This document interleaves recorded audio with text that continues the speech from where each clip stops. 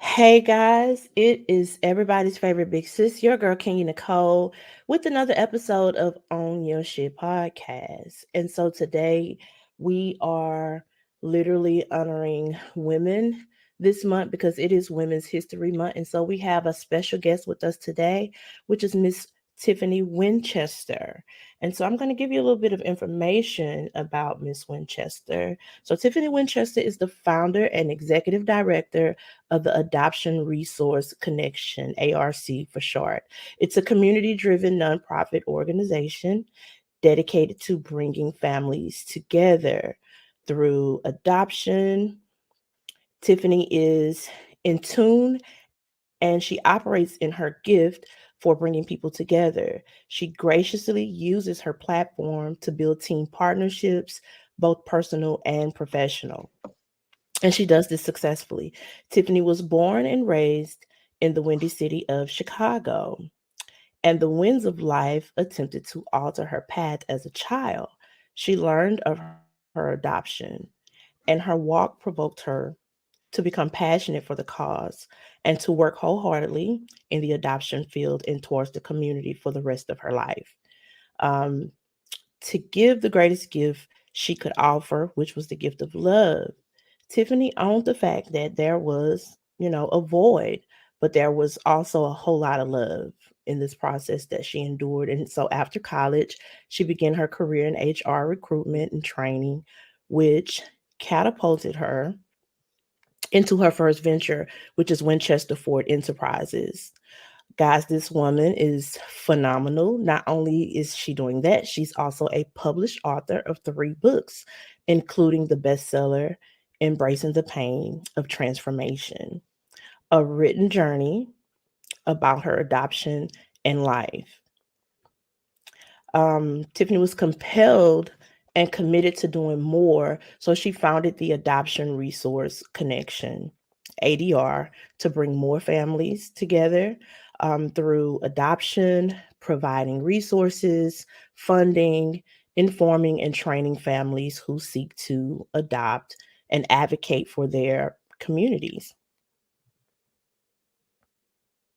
What motivates and inspires Tiffany the most isn't just her life's highs and lows. It's her, or her small business or her business organization. Her most outstanding achievement by far is being the mother to her amazing son, Jamie, who's her greatest accomplishment. So, welcome today with me, guys, Miss Tiffany Winchester.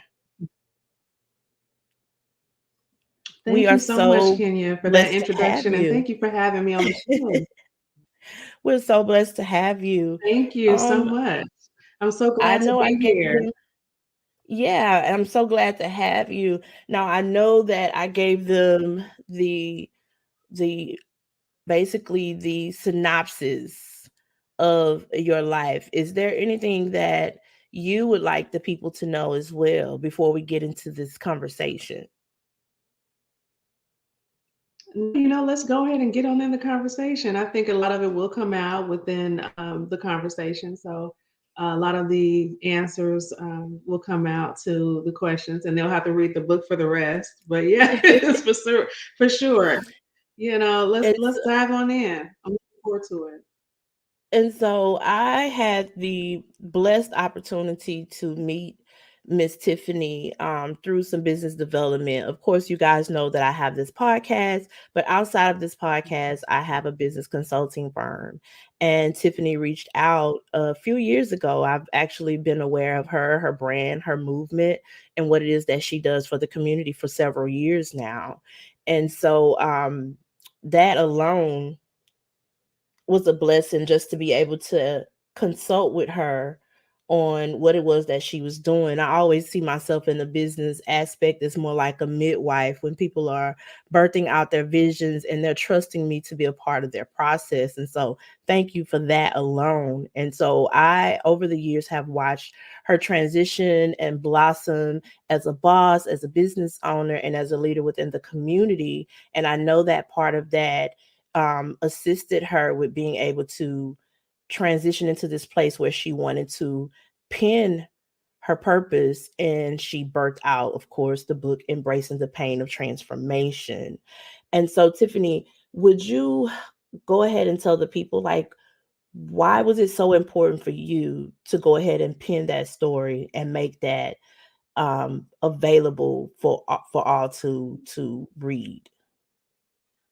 Well, I consider it my testimony. So it was important for me to be able to get it out to the masses. I know a lot of people would shun, revealing yourself and being so vulnerable in a point of your life where you're not information to work. Say long after you are, your books and your will still be here. So I wanted to be able to leave that for people who might need it. If it just touches one person, I'm grateful for that because I feel like there is a testimony there that could help someone. So it was important for me to pen it at a time when I was going through a lot in my life. And at that time, I was going through a divorce. When I began to write, it was very therapeutic for me to just put a pen to paper and just start get out my feelings and emotions that I had bottled up.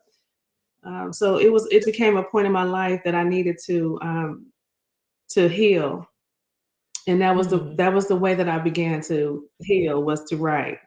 So that's why it was very important for me to get my message out, because I felt like maybe it could connect or resonate with someone. And I love the fact that you were in an emotionally mature place to understand that your healing process, um it needed to happen that way. It needed to, like, you found that through your therapy was writing.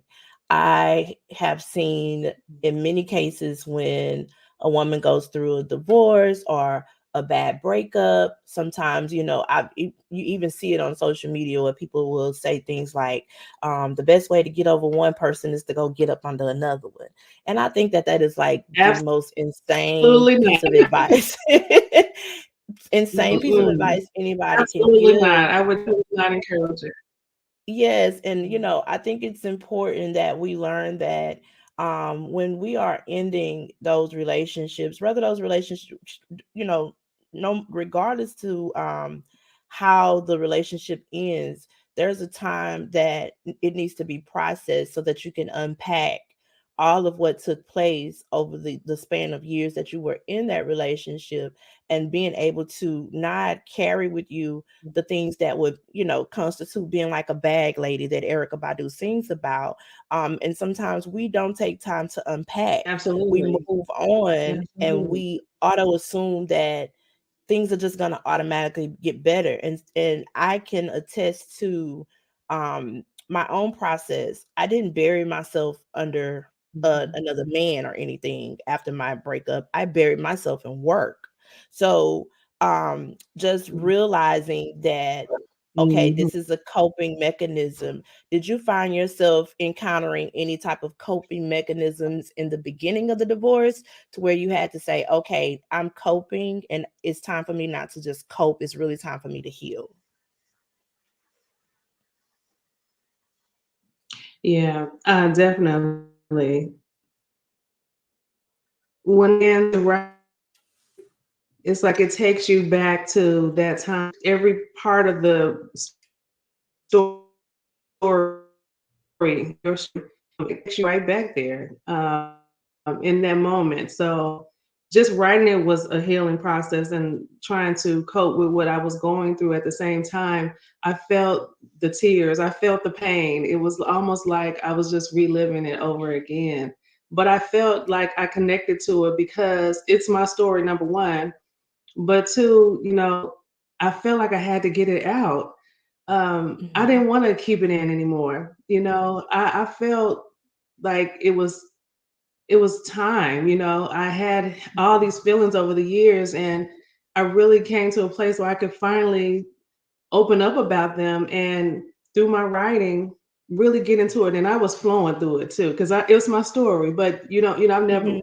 at the time that I wrote the first book, I wasn't a writer. I didn't consider myself an author or writer or anything. I just decided to do a brain dump and put all of my thoughts out on paper, and that's how it started.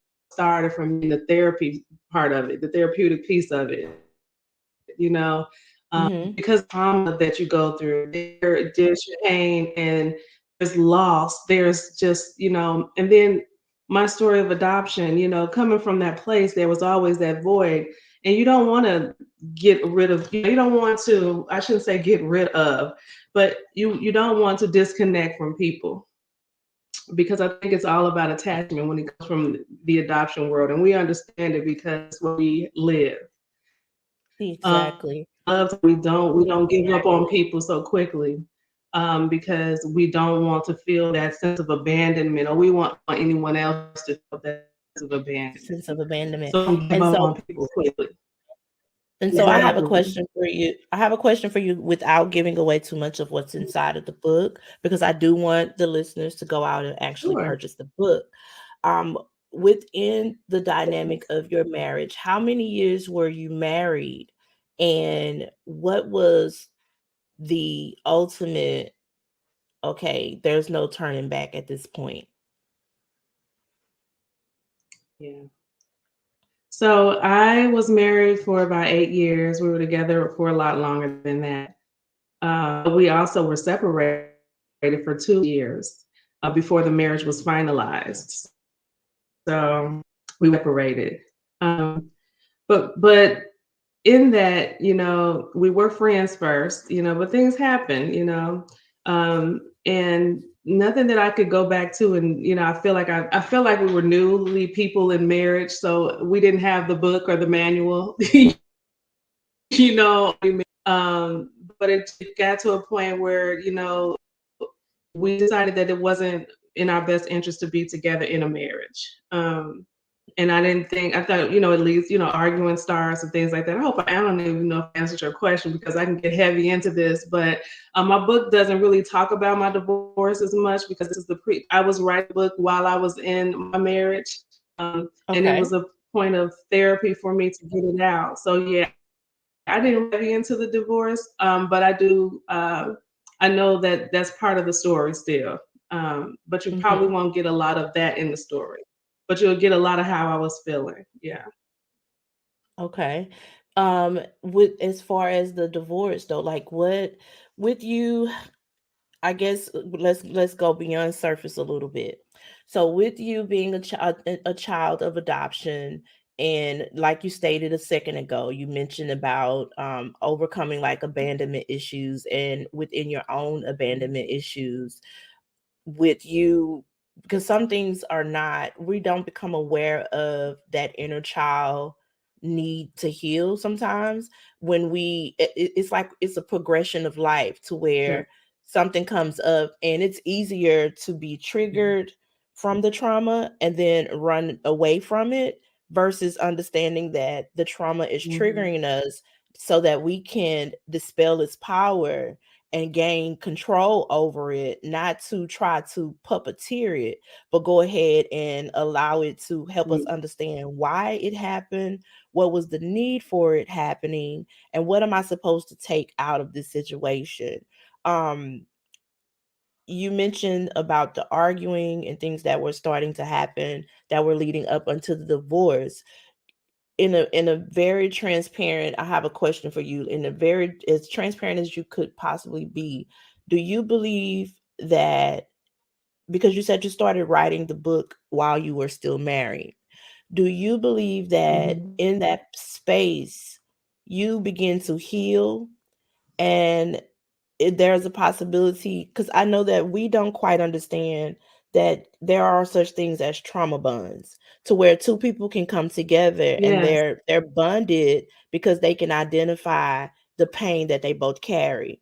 And then what happens in that Yes. dynamic is the pain that is being carried, if one person decides that I'm ready to heal and no longer to carry the pain, there's no way to project my healing on a person that wants to continue to carry the pain when I'm unloading my pain. So now we don't see eye to eye. We're not equally yoked, emotionally yoked, and it begins to be like I'm combating with my old self in this situation. So are you Mm-hmm. is that like the space you guys found yourselves in? Well, most definitely, and I do feel that we connected over our traumas and the toxicity that comes with that. Not being able to really understand it while you're going through it at the time, and not being able to be vulnerable enough to talk about it in the sense that you can understand from the other parties, because I don't know what Perspective. someone else might be have gone through in their lives, unless they tell me.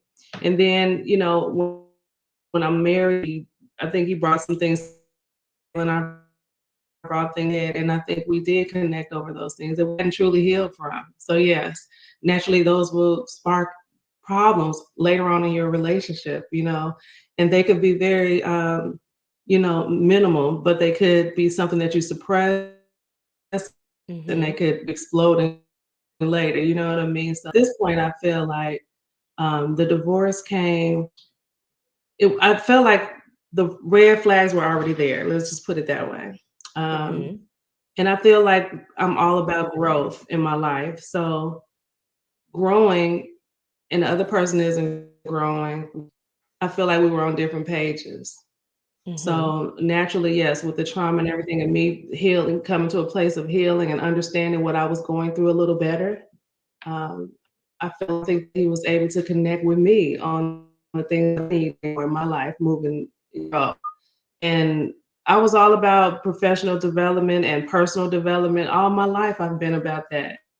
So I knew it was going to come to a place where, I had to start looking inside. I had to start Mm-hmm. doing the work. I had to start, Mm-hmm. working myself. And I Mm-hmm. feel like that's what you do when you mature as an adult. I Exactly. could stand to do that. You know, therapy, I think those things are important, ongoing therapy, and just doing the work. We're going to show up differently as we grow. And that's Exactly. okay.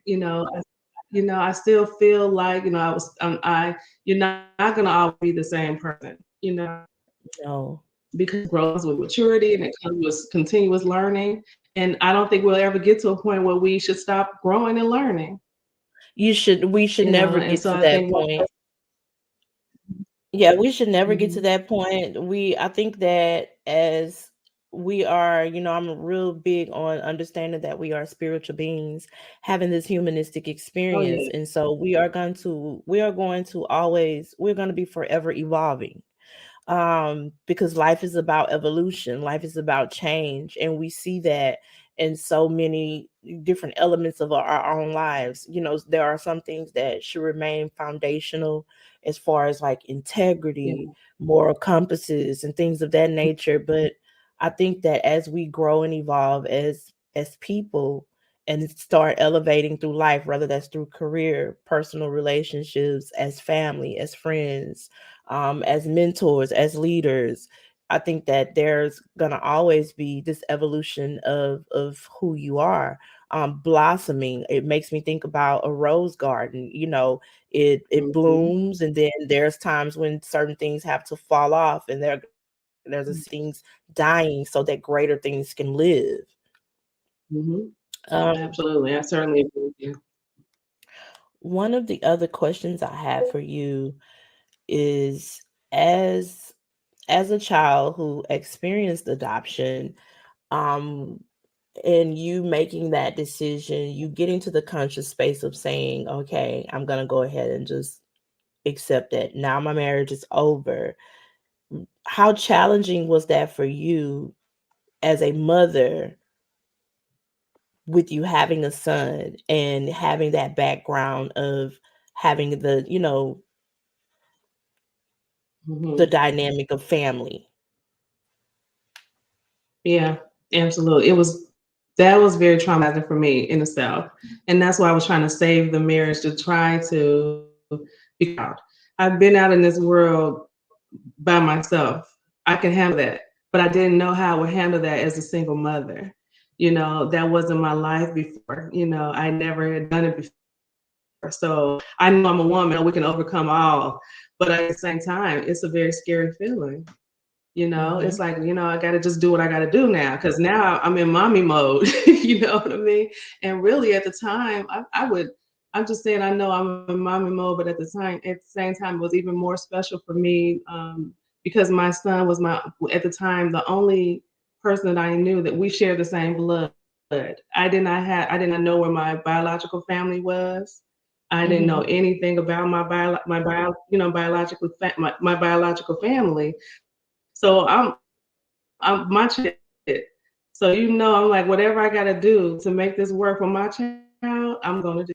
And that's exactly what I did. So I found a place when we separated. It was a tough decision. And again, coming from my background um, and knowing all about abandonment and everything, and filling the void and all of that, going through a marriage now, it's like a divorce because that's what it is when you go through a divorce. It's like a death. So I'm trying to over too, and still move on and become this superwoman mom, for my child, and be strong for him, and help him to understand, and still know that hey, I'm raising a boy. This is going to be somebody's husband one day. It's going to Mhm. be, you know. So I have, I have to make sure that I am, so mentally and spiritually, I had to be prepared, and I felt like those 2 years I wrote those before I left. That was Mhm. part of my healing. I felt like when I moved, when we separated, I felt like I was already finished Gone. healing. Like I felt like I had gone through that process already. And I was ready. I said, whatever God has for me next,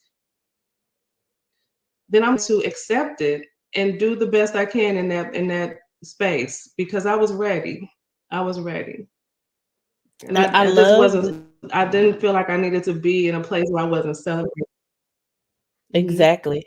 I love the fact that you identified that you were mentally unpacking before you physically made your exit. Mhm. And it's a lot of times there are situations where Mhm. I have seen that, women and men alike that go through situations and they're not mentally prepared for the space that they're getting ready to have to be that space that they have to be in. And so um some people find things to cope with. Like I said earlier, some Yes. people, bury themselves in work, or they begin to party a lot and hang Mhm. out, and or they start Mhm. drinking. And some people result to the ultimate Mhm. thing of, Yeah. utilizing drugs, trying to Yeah. suppress that process.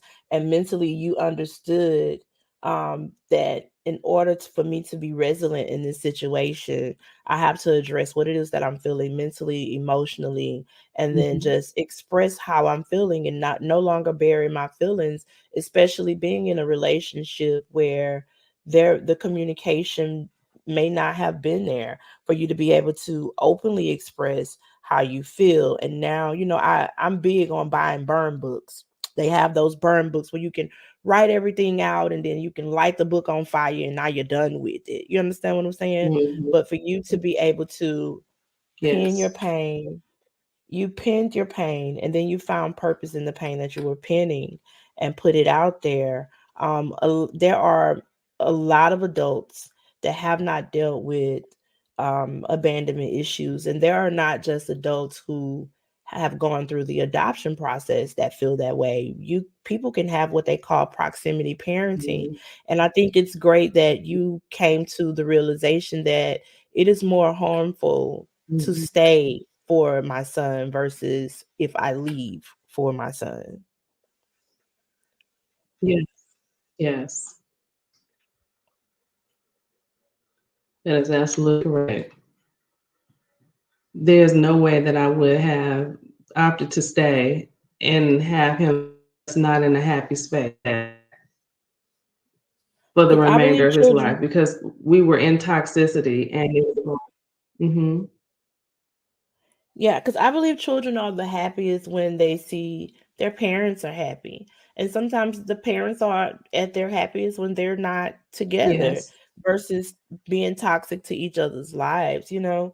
Um, and so with your son Mhm. now, um how is this process been for him, and then the co-parenting component of that? Mhm. Right. He's doing well with it. He loves that he gets to have us both in his life, obviously still. His father is in his life. So the co parenting was rocky at first. It was really rocky. It was one of those things. But you know, the co parenting part of it, going through a divorce is a little different than you have to go through the courts. And it was a rocky situation. Boy, it was rocky. I tell you. And I do Hmm. not wish that on anyone. The process is grueling. It's just when you're emotionally ready to move on with your life, and all I cared about was the my child's, well-being. You know what I mean? That's all I care about, is to make sure that we're taking care of our child. I had no animosity. I had no problems. I didn't want any problems. I received them. And it was just a Exactly. very difficult time in my life. And I was not asking for any of that. In fact, I did not want it to be in the system. But Exactly. he took it to the system. So we ended up in the system. I ended up with our son, and the co-parenting has been rocky, but it's getting better. Um, but I definitely think that my son, he understands that I wanted him to be happy. His father wants him to be happy, and he is making a decision like we all are. And he's thriving. He's doing well. I always keep us in counseling. He's in counseling. I'm in counseling. He's been through that. So I want you to say that The week, again because he I has. want you to say that I want you to say that again because I'm an advocate for counseling and therapy. Um, my situation, I wasn't married, I was in a Mhm. relationship, but upon that process ending, I chose to do therapy, and I also chose to allow my son to do therapy at the end of the day, because my goal is Mhm. not to just raise him to be, a good man and a good husband. I want to make sure that we are breaking any generational trauma moving forward. And sometimes that means that you have to get a licensed professional to come in Absolutely. and help you really unpack what it is that you need to unpack. Now, although you guys had an unexpected traumatic end that was taking place via the divorce, you also had a brand new chapter opening up, because although that family was ending, you were able to finally meet your biological family. Now, tell us about that. Yes. Mhm. Well, that's a really interesting story in itself. And if there was like one word that I could use to describe my life leading up to this point of meeting them, and still today, would be that God covered me. He has been covering me my entire life. Um, my adoptive parents were older because they couldn't have children at the time. And so they went into an adoption agency to try to adopt an older child. And the lady said, "Well, there's this lady that's about to give birth. You got to wait, and she's going to have a baby. It's like a little baby. So you're going to have a little baby instead of a big one." And she said, "Okay, well, we'll think about it because we really want an older child." So they came back, and my biological mother had given birth to me already and put me up for adoption, expecting me. So she went ahead and grabbed me, and she said, "You know what? I will. That we're gonna go ahead and take her. We want her." Like as soon as they put me in her arms, they said that. So this is the story that I'm getting from my adopted mother. And so from that point on, she told me at 7 years old that I was adopted. So obviously, I did not have any idea. And at 7 years old, although I was grateful that she told me, I didn't understand it, and I didn't even at that point I didn't even care. I had a good childhood. And my childhood, like I said, was great. But I went on to college, and it was there that it dawned on me a lot of things that were happening in my life, and the void that I was feeling after learning that I was adopted, and now I'm really kind of grasping what all this means when I got older. Because when you have a good life, you don't really look at those things. You're not looking at any, Hmm. you're like, this is my mom, this is my dad. You know what I mean? Because they raised me. That's all I know, and I look just like her. We looked alike, so it wasn't anything that made me feel any type of way until I got to school. I don't know what it was. It was the shows that came on television reuniting families, and it did something to me.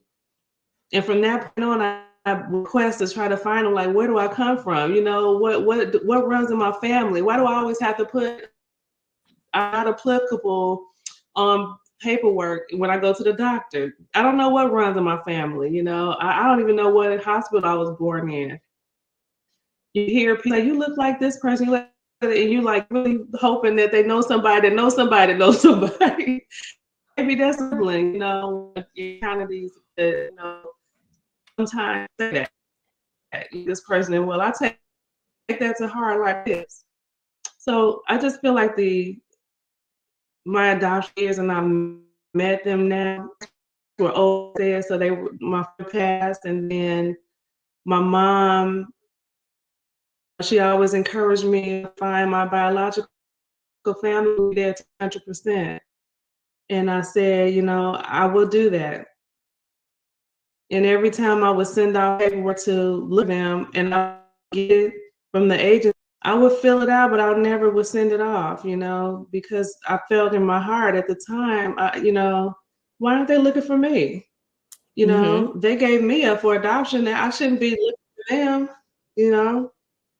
But there was just this void there, and it was like I don't even know where I belong, because you just want to know, why did they put me up for adoption? So you got all these emotions, and you feeling like, do I reach out to them and they have a new family and they didn't tell them about me? Mm-hmm. I mean, I don't want to mess up the family that they have, just coming on the scene, or were they looking for me? I don't even know. So yeah, it's a lot of questions, and it's a lot of emotions over the years A that you go lot. through. You angry, you feeling like, why me? You're like, okay, what about me? What I'm saying? What the hell? How do you decide to just give your kids up for adoption? What about my father? Where's he?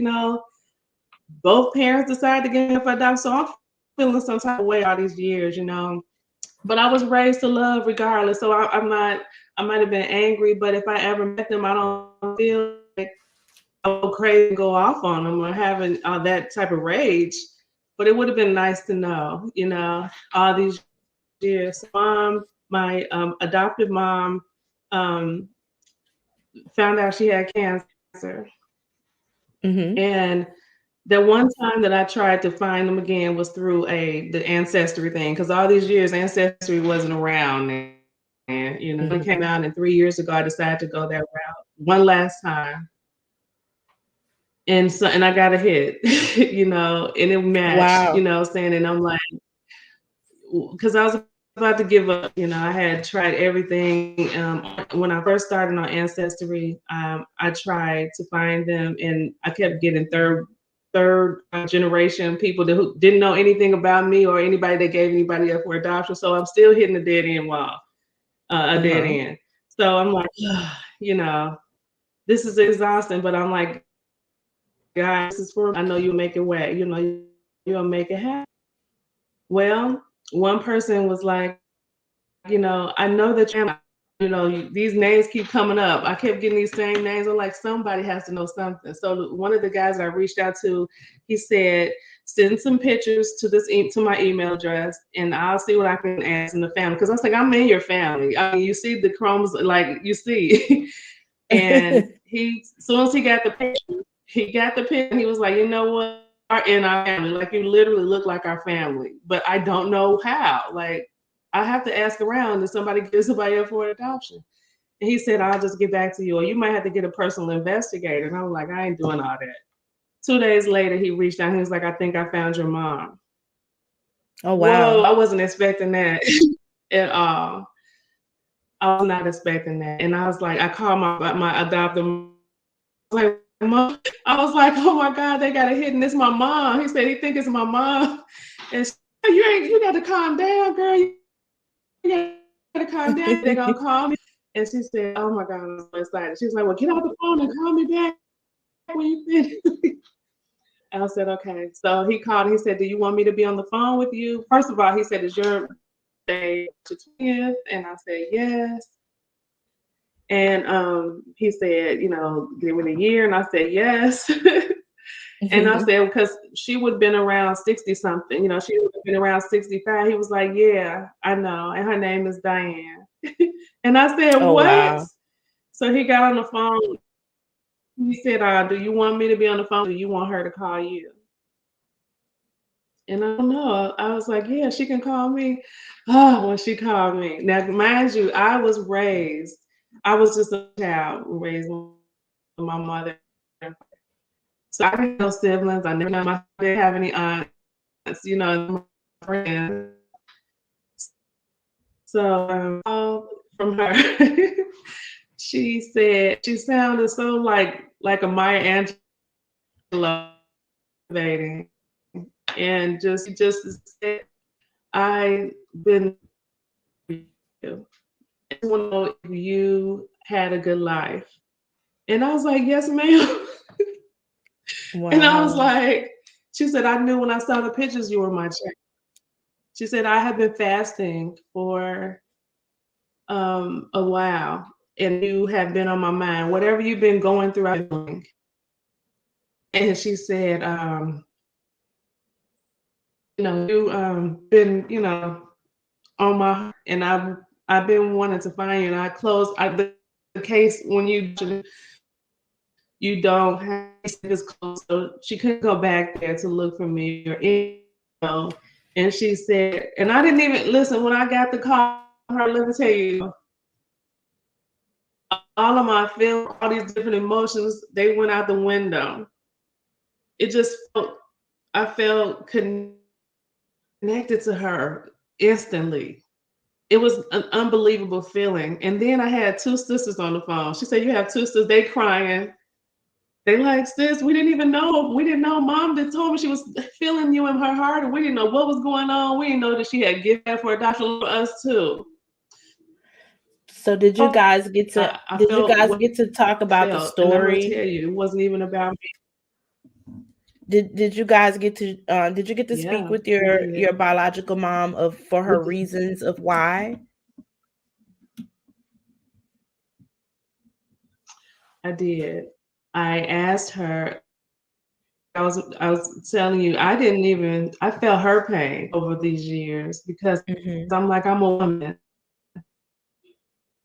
What she was feeling, and she didn't tell anybody. That's how that she had given anybody up for that. She kept that to herself and was hurting all these years. So yes, I did. I got a chance to ask her why, what happened, why, and then to learn that I'm on the phone with two sisters. One is 7 years younger than me, and one is 2 years older than me. And what happened? Why did you give me up for adoption? And she told me Hmm. that I could not bring any more kids in the house, at the time. My mother was not going to let bring any more children into the house. So I didn't want, and I didn't tell her that I was pregnant, she said. So I went and I had the baby and I put you up for adoption. I hid my pregnancy from everybody, even the father. And I had no idea about that either. But Wow. she was also going through things herself during that period of life. Exactly. Yeah. She's an evangelist now. She's singing praise for people and she's solid on that. So solid. And people, my friends call her, ask her to pray for them. She's solid. And but I mean, I still feel like, man, why me? Come that you were ready. You were older. I just feel like I was already raising, just obviously couldn't keep me into the house. I don't know. But I, Yeah. I I forgive her for that. I still do because I had a good life. But I do, and I feel covered regardless because I had a good life.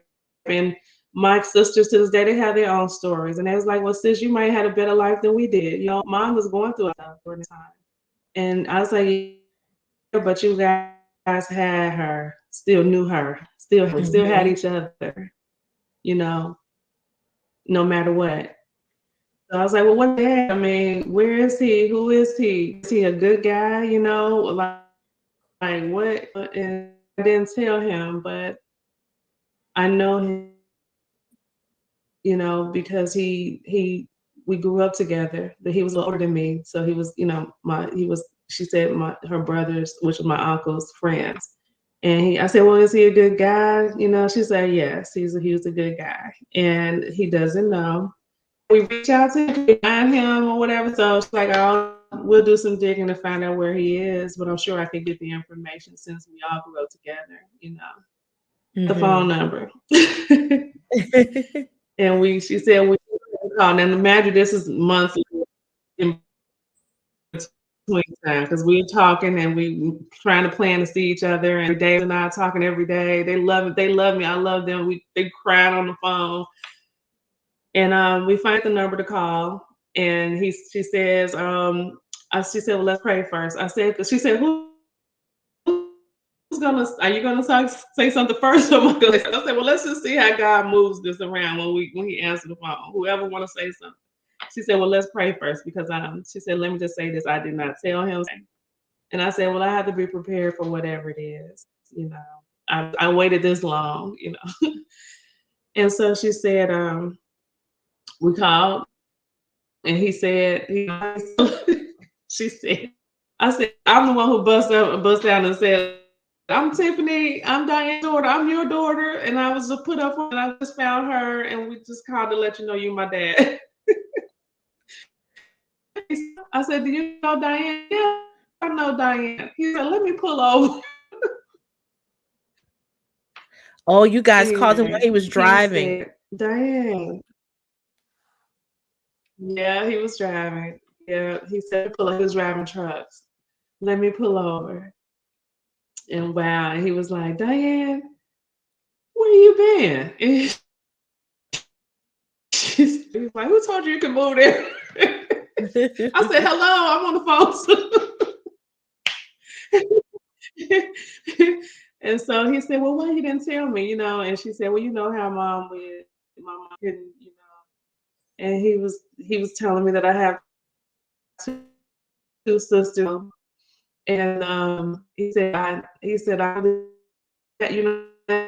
have me be a part of his life and that I called and he accepted me as his daughter, and we look alike. I look like a lot like him, and he said I can't wait to meet you and your sisters. And then from this point on, I've been talking to them every day.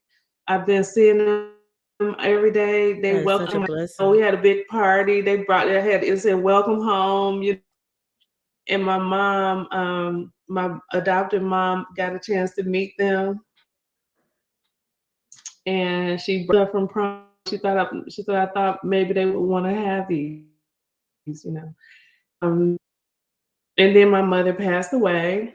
My adopted mom, she was sick, got set up, you know, bring her up in the last years of her life. And my biological mom got a chance to pray over her, tell her, and then, what it felt like, was that my mom at the time to her kind of step in and be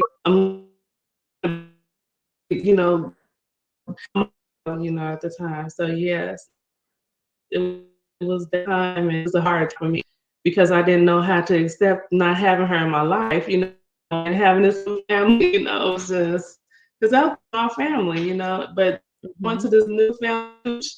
There's many people in the family. It was so different for me, and it was a lot. I didn't even know how to receive it. Still in 3 years now, still families reaching me and welcoming me to the. My son and I net out having family, and I say that to say that I feel so covered in my life by God, even from the beginning, because like it could have been a totally different story. It could have.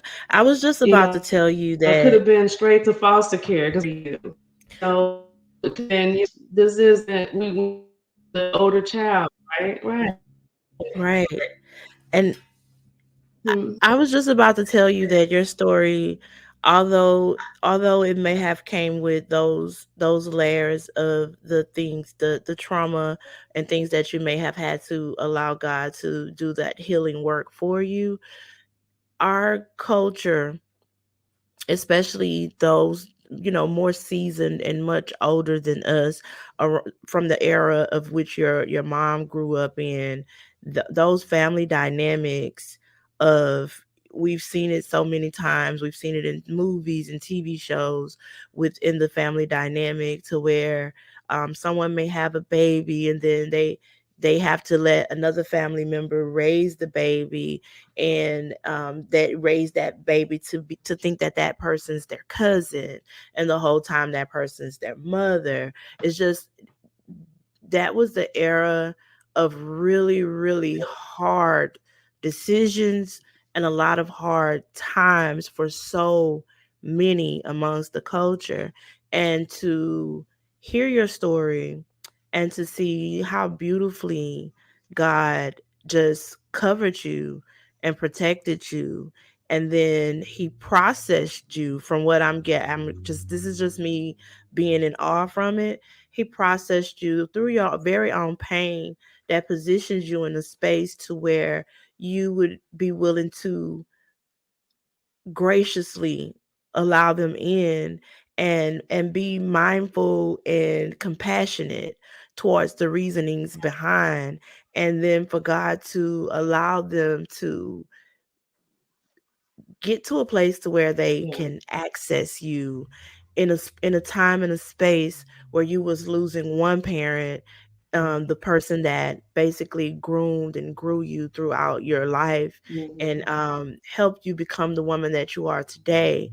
In the process of that, God introduces you to another, your biological mom, who's now this prayer warrior, who can pray Mhm. with you even as you're getting ready to Mhm. process the pain of Mhm. losing yet another parent while gaining a new parent. It's just so beautiful, and it makes me really truly understand your heart as to why it is that you do what you do. And it's beautiful to see people not just start businesses, but start a business that has purpose that's much bigger than them. And now that I fully understand your reasonings behind your vision, because although I worked with you, and we navigated your business process, we never unfolded your story Mhm. in this capacity. And I just thank you for being so Mhm. transparent with us during Women's History Month. It's needed to be, your story needs to be told, it needs to be shared, for those children that may right now be going through what you went through many decades ago, and that you're still processing, Mhm. and learning and growing through. It's just, your story is extremely beautiful, Tiffany. Thank you so much for sharing on my Thank you. platform Thank at the you. end of the day. um what advice would you give? Thank you, Kenya. Yes, what advice would you give to Thank you. someone who So maybe, what advice would you give to Mhm. someone who may be contemplating reaching out, and they're battling with that inner turmoil of the things that you said while you were sharing? You said, well, why me? Well, what if I reach out and then I don't get the response that I'm Mhm. expecting to get? What would you say to the person who's in that space and they may be hesitant to take that step like you took?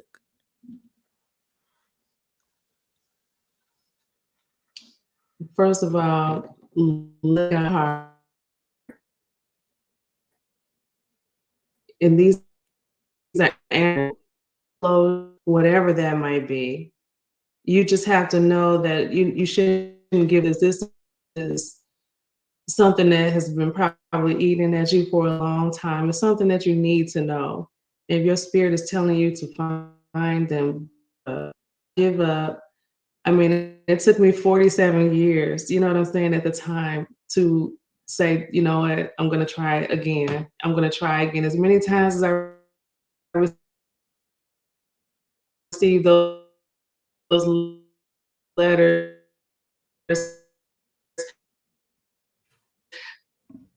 to fill out, it's a decision that you make. And it was well worth it because little thing God has provided for me in my life, this family, the love that they have for me and I have for them. You know, I just feel like there's so many things that can come out of this, and it will be well worth your still, trying and not giving up. Put, you got this. Exactly. Is is there anything else that And you God works miracles every day. God is, don't give up. is there anything else you would like to share?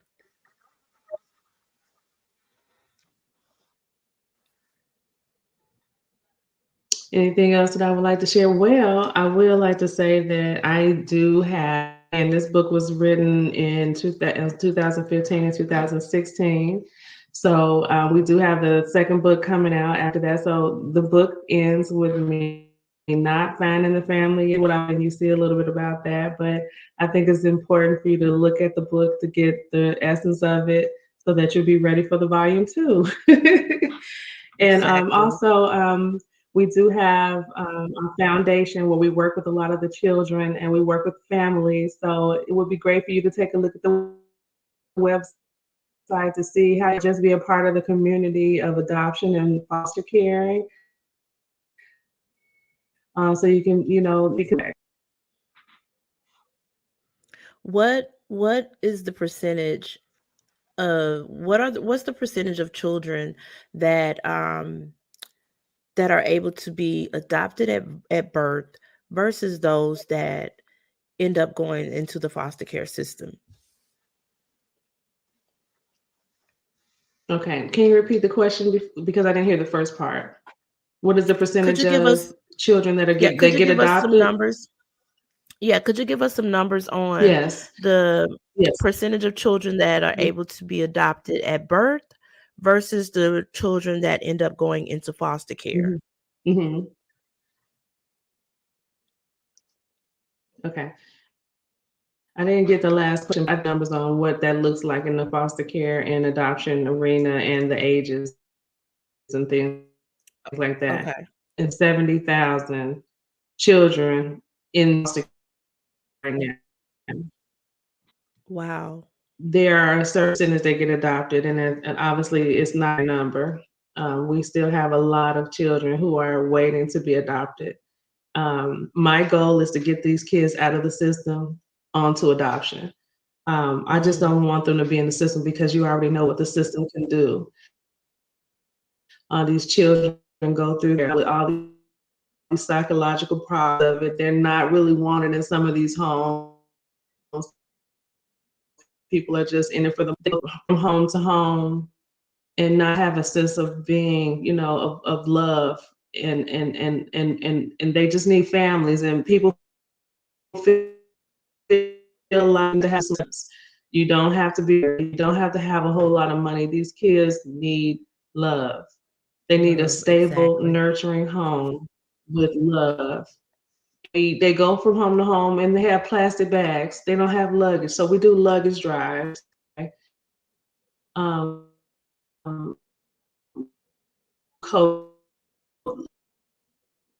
Provide them with the resources that they need just to feel like a connection to have, things that belong to them. Imagine that, we celebrate and we take things for granted. We celebrate our birthdays, but they don't have birthday parties. It's just um, when the kids come home, they have good news. They come home and tell you the good news. Imagine not having anybody to come home to tell that to celebrate with Tell that you. good news. Yes. To just bounce up.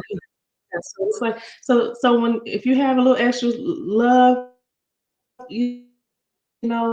share it. Just need a solid, nurturing home.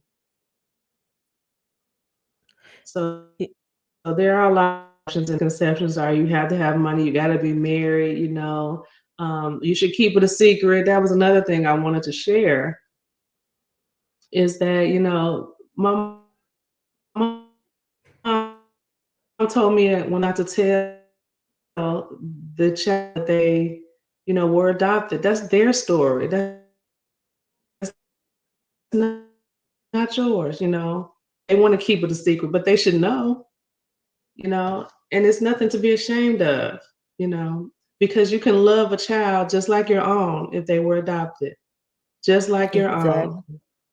So, Exactly. And yeah. I was just gonna petition the listeners out there or the viewers that may catch the your story and say to the women who may have found themselves in a space where they you know they may have um conception issues. They may be struggling to conceive and have a child. And there are, you said, 70,000 children globally that are in the system. I appeal those of you that are able to, just as Tiffany stated, that have that extra love that you can give. You have that extra room in your heart and in your home that can be opened up.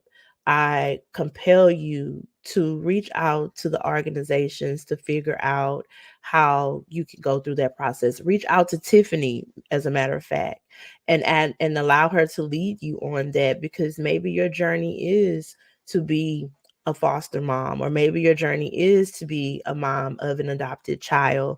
These children need to be nurtured, they need to be loved, they need to be cared for, they need to be shown that they matter and that they're valuable. The fact that that she shared that her organization provides suitcases, because when they are um, forced to have to pack up and leave one home and go to the next one, they're taking their things in trash bags. Imagine being a small child and this is how your life is being depicted, and not really understanding that you are valuable, you are worth loving, you are cherished. There are so many children now that we have been made aware, thanks to Tiffany, 70,000 Yes. children to be exact. If you have been on this journey trying to become a mom biologically, 5, 6, 7, 8 years, I've seen women go through this particular process. Um, Pray about it, of course, but visit this option, because there are children that need that love that you seek to give. If you are a woman who may have experienced um, giving birth and it end up being a stillborn situation, or you found yourself to where it's just hard for you to carry your child full term and it's been challenging, and you've tried over and over again, be open to maybe this is the route that God has for you in becoming a mother. 70,000 children. I never knew those numbers. And it's just, It's 400. I It's don't know, 470. It's 470,000. 40,000. Oh my Mm-hmm. God. See, that was Yes. a delay in your response. Yes. So I didn't hear the four in front of the 70. Yes. My Yes. It's God. 470,000 in foster care. Mm-hmm. Those Yeah. numbers alone, And that's yeah. those numbers Yeah. alone is just that's a lot. Oh God. Okay. And so I want you to be able to tell the people again how they could reach out to you, to your organization. Share with the people, are you guys taking any types of donations? Are there toiletries or any type of items that could be sent out to your organization? What's that process like if the people are wanting to donate to contribute to your cause? Mm-hmm. Yes. So we can put on here. Want to guide you to come to the. You can come to the website at ARC Agency, ARC Adoption Resource Connection, arcagency.com, and there's a donate option there. You can put a link on here too as well. Again, you uh, the best way to reach out to us. We also have an Instagram page as well, arcagency.com.org rather. I'm sorry. Okay.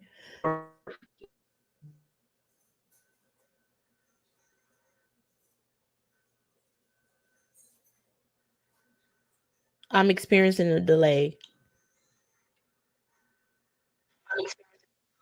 Yes, me too. Me too. So it's arcagency.org. You can go to the website and there'll also be a link that you can click or to sign up to for some